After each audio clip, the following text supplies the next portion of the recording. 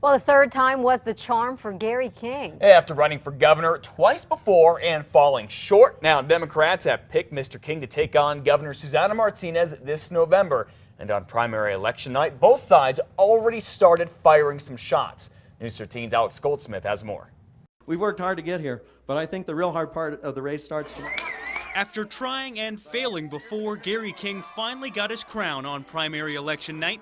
In 1998, he lost in the primary to former Albuquerque Mayor Marty Chavez, finishing second in a crowded field. 16 years later, the Attorney General ran away with the nomination, topping the five-candidate field by double digits. King, the son of three-time New Mexico Governor Bruce King, is trying to follow in his father's footsteps. I know that he would be proud, but he always just wanted me to do a good job, and so that's what I'm striving to do. King has a very tough test ahead in Governor Susana Martinez, a popular incumbent with more than $4 million in her campaign's piggy bank. But the Attorney General says he can overcome that and convince voters the Martinez administration has let them down. And this race is not about money. This race is about the people of the state of New Mexico. And we have a message to take to the people in New Mexico that they deserve better. At her primary party, Martinez framed the decision a little differently, saying King represents failed policies of the past. What this race is really all about, the past versus the future. Moving forward or taking our state backward. The opening shots for what could be a bitter campaign battle. Alex Goldsmith, KRQE News 13. After it was all over last night, Governor Martinez met with her supporters in Albuquerque's South Valley. Listen. And I'm going to put my trust in New Mexico small businesses and not Washington politicians.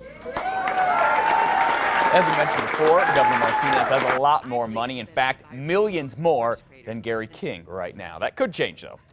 So here is how the ballot is shaping up for November. In the Senate, it will be Alan Way, former head of state Republican Party, going against first-term Senator Tom Udall.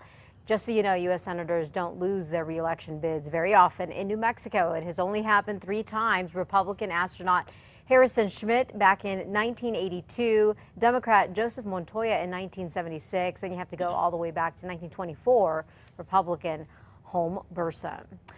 Taking a look now in the Congressional District 1 in the middle of the state, Republican business owner Michael Freeze won the primary. He will take on first-term Rep. Michelle Lujan Grisham.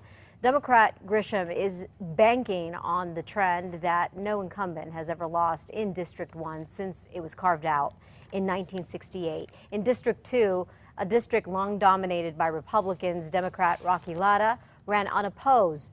She faces incumbent GOP Representative Steve Pierce. In District 3, a Democratic stronghold, rancher Jefferson Beard is trying again to knock off Democrat Ben Ray Lujan. Lujan beat Beard by 26 points in the 2012 election. On 504, it looks like Bernalillo County will have a new sheriff soon. Incumbent Dan Houston has lost to his former right-hand lawman, Scott Baird. He is ahead in the Republican race by just more than 400 votes. We'll keep a close eye on that. And close to 250,000 people here in New Mexico could not vote in the primary because they're registered as independents. Now, a lawyer in Albuquerque is filing suit on their behalf, calling that unconstitutional. Lawsuit says all people who are qualified electors should have the right to vote in all elections. All right, you want to see all of your primary election results? You can keep it here on KRQE or check out all of them anytime at krqe.com.